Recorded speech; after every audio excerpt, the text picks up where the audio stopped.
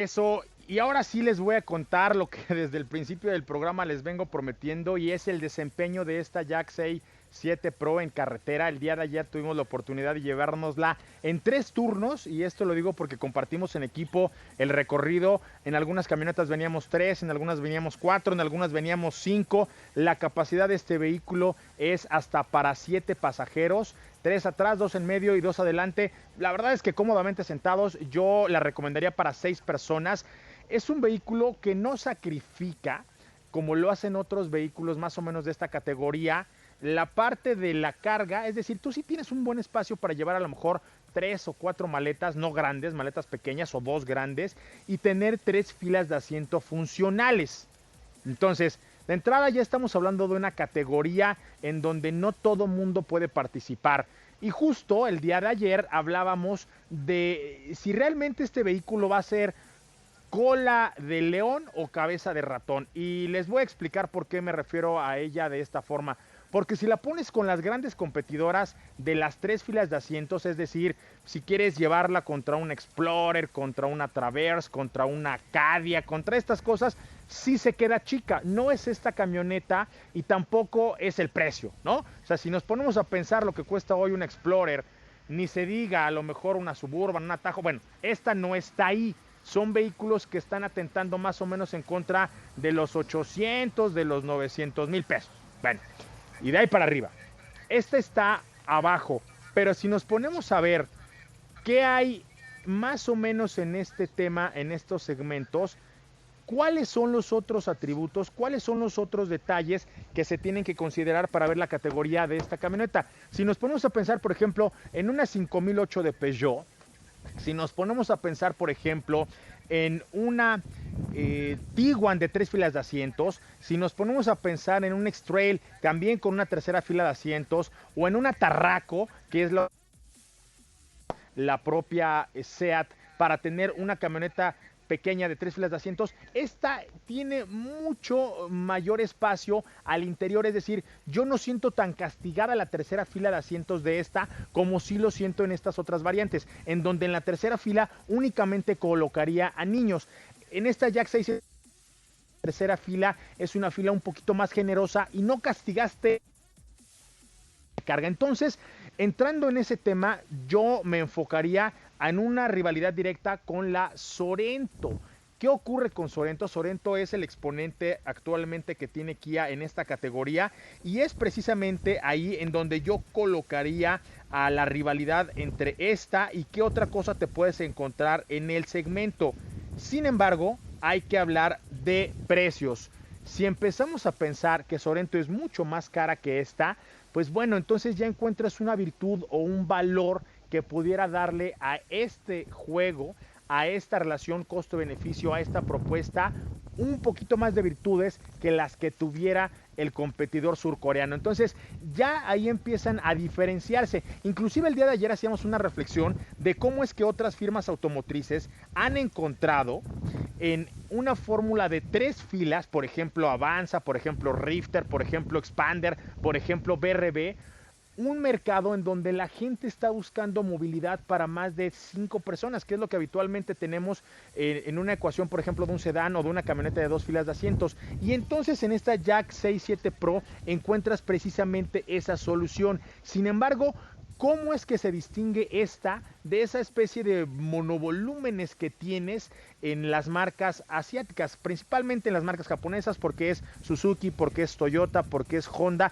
y una europea en el caso de Peugeot cuando hablas de Rifter. Bueno, esta, la china, tiene una propuesta estética. Es decir, si hablamos de los detalles que tiene en términos de línea, de diseño, tiene cosas que no vamos a encontrar en sus competidoras directas, en sus rivales directos. El día de ayer les refería, obviamente sin tenerla frente a nosotros, la forma en la que resuelve los juegos ópticos, porque pensaríamos que las luces de aquí abajo son las luces de LED, perdón, son las luces de niebla. Sin embargo, no es así. Aquí encontramos el faro principal y la luz de acá arriba es la luz diurna.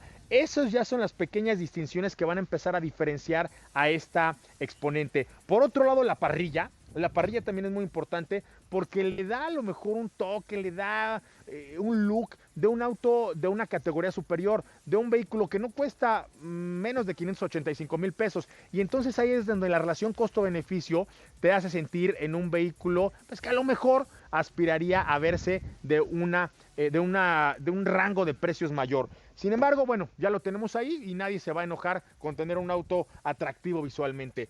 Otro detalle interesante que tiene son las líneas de diseño. Estamos acostumbrados a ver en este tipo de camionetas a lo mejor líneas más conservadoras y sin embargo en el caso específico de Jack dice no, yo sí voy a atreverme a lo mejor a apostar por una máscara, por ejemplo en la parte de las calaveras, LEDs prácticamente en todos los juegos ópticos que llamen la atención, inclusive la forma en la que se cierran y se abren las puertas, cómo es que juega la llave para poder hacer este juego de luces con respecto a las calaveras, eso también se vuelve atractivo. Y los detalles, por ejemplo, de las salidas de los escapes cromados, son cosas que se agradecen sobre todo cuando tienes un vehículo que tiene todas las intenciones familiares, pero también tiene un look más irreverente, un look más atrevido, un look que se antoja manejar.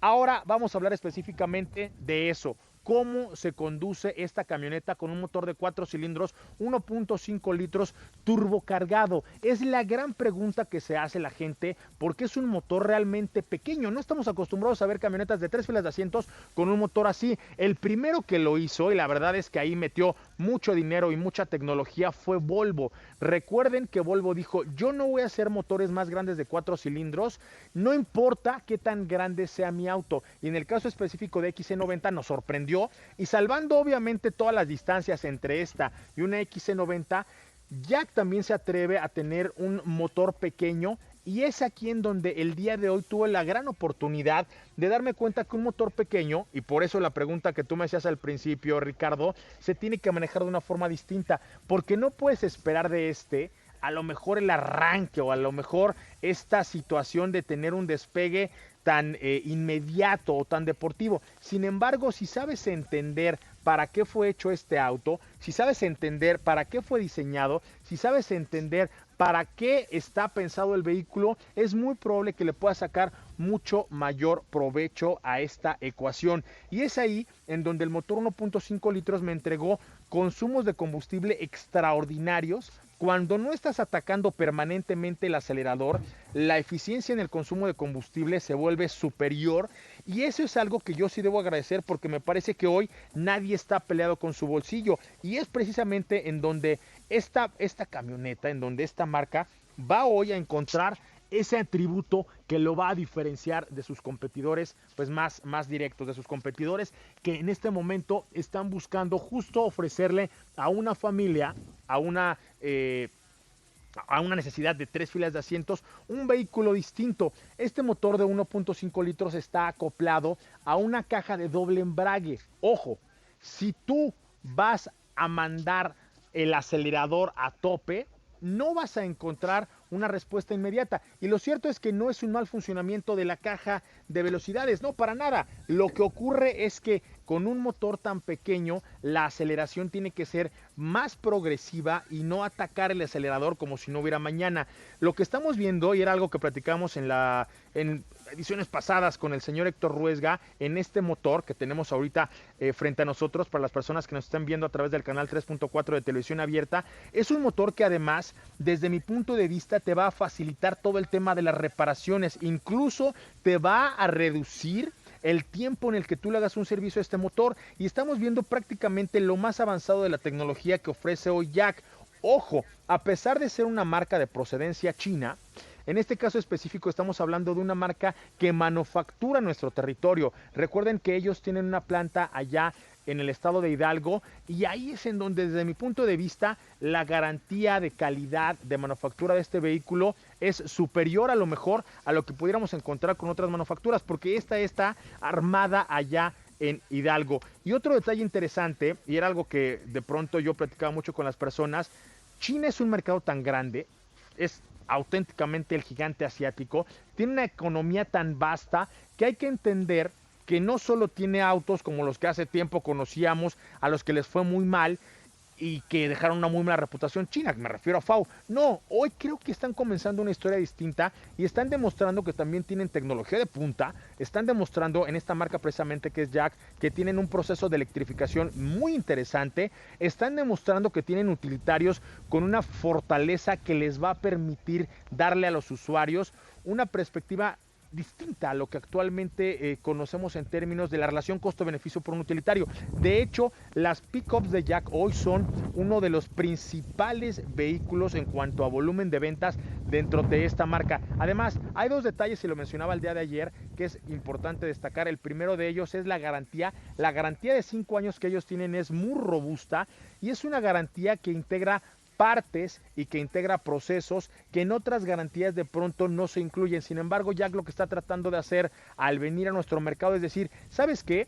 Yo no solo te voy a prometer un look interesante, sino también te voy a afirmar que es un auto que te va a responder y que es un auto que no te va a fallar. Ahí es en donde creo que es uno de los detalles en donde no me crean a mí, vayan y vean qué es lo que les están ofreciendo. Y el otro punto en donde ellos están, pues a lo mejor buscando una relación más estrecha con el cliente es precisamente eso, la forma en la que se relacionan. Ellos tienen por ahí una serie de pues programas de fidelidad, si se pudieran llamar así, como los que tienen las aerolíneas o como los que tienen algunas tiendas departamentales, de cómo puede el cliente de Jack no solamente tener una relación con la agencia cuando vas a hacer el servicio, sino permanentemente estar en contacto con ellos, permanentemente estar en contacto con la gente que atiende tu auto, que te vendió en el auto, y entonces no esperar a que falle algo para tener que hablarles. Creo que este programa de fidelidad también es algo que pudiera marcar una diferencia en la industria automotriz y que a los propios distribuidores de Jack les va a cambiar la cara, porque es precisamente uno de los objetivos, una de las búsquedas que está teniendo esta firma asiática en nuestro territorio. Si les tengo que confesar cómo me sentí en la carretera, me sentí cómodo, me sentí contento con los consumos de combustible. No es un auto deportivo, pero en la medida en la que lo entiendas, tampoco lo vas a tratar como un auto deportivo. Lo vas a tratar como un auto familiar que tiene un buen desempeño y que creo que ha puesto mucha atención en los detalles de habitabilidad, es decir, qué tan cómodo te sientes al interior, y es ahí en donde tienes que empezar a comprender que ha sido un muy buen trabajo el hecho. Si algo tuviera que reclamarle, y en eso sí no se las voy a perdonar, es que no entiendo por qué nada más ponen un puerto USB y además está escondido. Me tardé como unos 10-12 minutos. Esta búsqueda no la puedes hacer manejando. Me tuve que parar y entonces encontrar que en la parte baja, es decir, donde tiene la palanca de velocidades, ahí es en donde tienes la entrada USB y además tienes una entrada para poder conectar pues un enchufe como tipos donde conectabas el encendedor. Así es como la tienes. Es algo que yo quisiera creer que lo hicieron por seguridad, para que no estés conectando y desconectando ahí el teléfono móvil, pero fuera de eso, es un auto que entendí rápido, que me gustó la forma en la que se conecta una vez que entiendes para lo que sirve. Y el otro detalle que a lo mejor sí incluiría, porque me parece que tiene muy buenos acabados y que tiene una apuesta importante con respecto al diseño interior, es el volante. A la hora que lo estás acomodando no tiene el telescópico, es decir, no se puede hacer hacia adelante y hacia atrás. Te cuesta un poco de trabajo, tardas algo en entender cómo acomodarte en el vehículo, pero fuera de eso me parece que sigue siendo una de las apuestas más interesantes por la relación costo-beneficio que podemos encontrar en una camioneta de 3 filas de asientos y para la familia, Ricardo. Oye, Cris, llega en 2 versiones, ¿es correcto? Así es, yo te estoy hablando de la que estamos manejando, que es la que está por debajo de los 585,000 pesos, pero hay una que cuesta más o menos unos 40,000 pesos menos. Esas son las únicas 2 versiones con las que encontramos esta camioneta en México, y pues bueno, no se aleja mucho de lo que habíamos visto en la anterior ejecución de la Jack 7 Pro.